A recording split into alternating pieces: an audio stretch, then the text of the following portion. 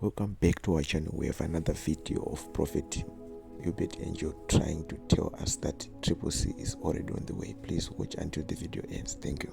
Are you getting this? Are you getting this? So, what it is actually saying is the beast is not a man, it's not in singular. It is a Greek word given in scripture. It is the word anthropos, where we get anthropology, meaning mankind. I don't know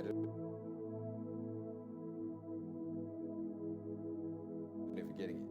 Here we go. Here is the wisdom. Let him that is understanding decide who the multitude of the beast is, for it is a multitude of a certain mankind. Not man, because this man is singular. But the biblical one is plural, which gives us that this is not the word man, it's the word mankind. So it should be a group of people that have agreed on certain principles, that if we see them, they have to carry a certain number. And then we say, there they are. Not a single person, but a group of people. Are you still here? Guys, are you still here? This is just a revision. I hope you're getting this. Now,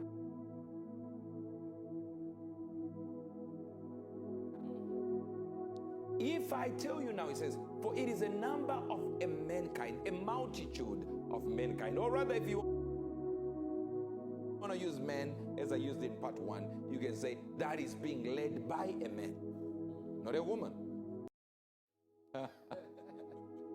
And his number is 636. Now, I don't know if you're getting this now. These words that you hear now are not wrong, but they are wrong. Now you go like, prophet, are you saying the Bible is wrong? Just wait a little bit. Hold your horses. That means it says it's 666, which is 600. Another one will be 60, or another one will be 6. Or 606 and 6. Still 660.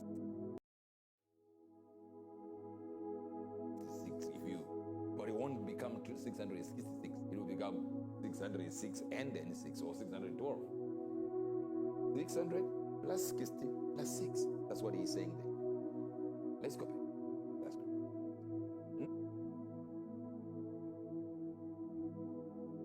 Now, I want you to show them the correct handwriting of John, the real copy of what he wrote there.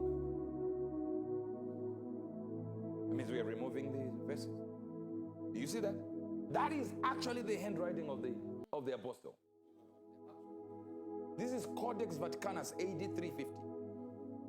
They were just copying this exact copy. So imagine a Hebrew writing. Imagine a Hebrew man writing, and he breaks everything and starts writing letters that are not in his language. I don't know if you're getting this. So it takes then an Arab man to come here and go like, no, this is Arab. It's not Greek. So when the Greek translators saw it, they thought, what are the representation of these letters in our? Then they said 600, 60, and 6. So it came 666 like that. But remember, this is a charagma. Now I want you to come here on this board right now. This letter here, I think you, whosoever needs to adjust this, come to the board. Do you see this? This letter here in the middle here is the word Bismillah, which is in the name of Allah. No, you didn't get it.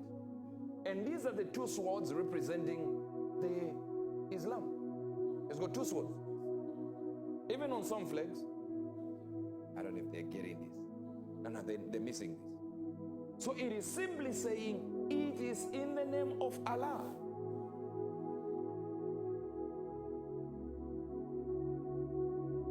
Bism Allah. You can ask any Muslim what these words are. This word I just written here. They'll tell you that's Allah. They'll tell you in the name of Allah. You remove this, they'll say in the name of Allah. But because they don't know that we have the handwriting of John, bring it back. We have the handwriting of John. So the X you think they thought it was something you can represent as 600. Whereas it's what? It's a sigma, or rather a charisma, something you use, you wear on your left hand. Bring back an Islamic man wearing that there. If you look in the center, you find two crosses. You look in the center again, you see this letter I wrote at the bottom is at the top of that. Do you see that? Everything is there. And then you go, so you've got that X, right? You see that, which is to your right if you look on the screen. That X, that has got pointed like arrows. Then you've got just to the left of that, you see the part, the top part that I said, the middle part that I started with. Then you go to the top. You see that? So they put it in the middle, which means warriors of Allah.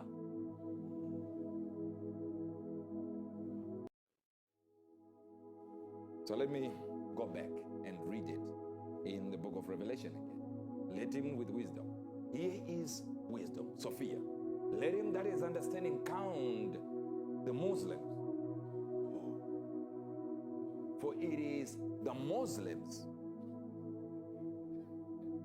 and their charisma or their badge of servitude will say in the name of Allah.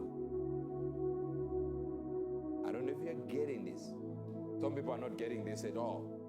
It's taking time. It's taking time. But it's taking time. Is it getting there? I think they are flowing, huh?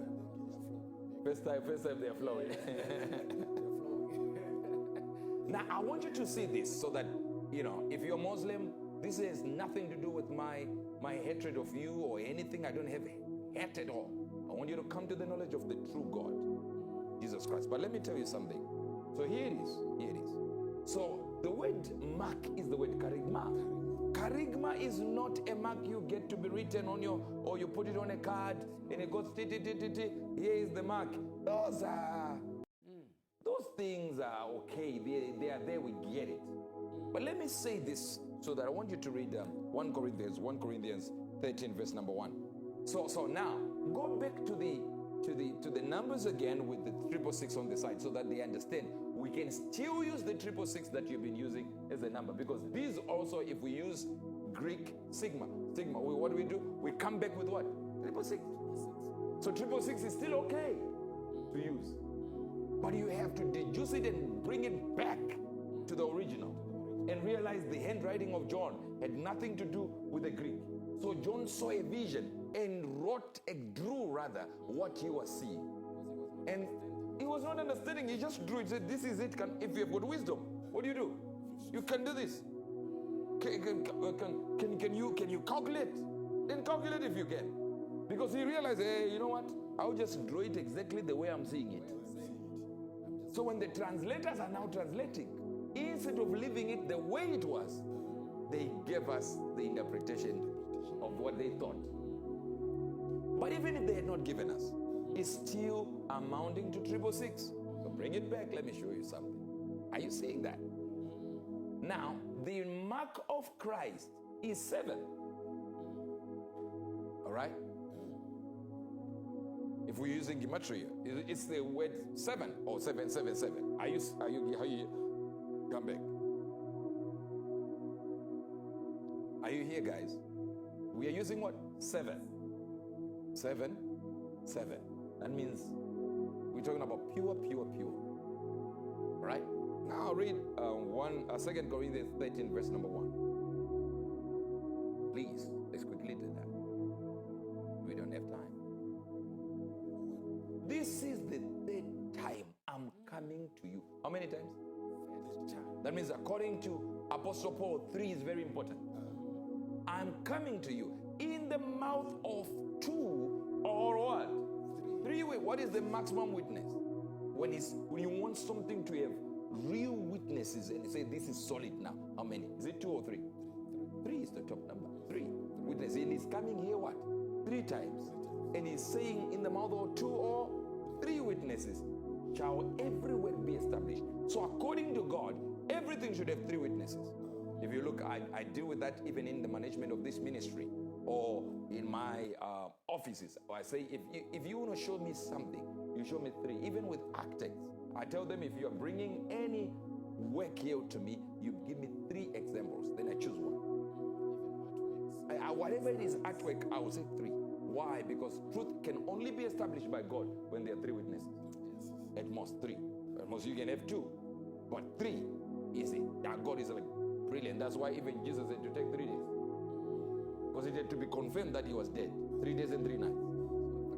Because if he had risen the first day, they would have said the spirit was still in him. If he had risen the second day, they believe that the spirit is still hovering.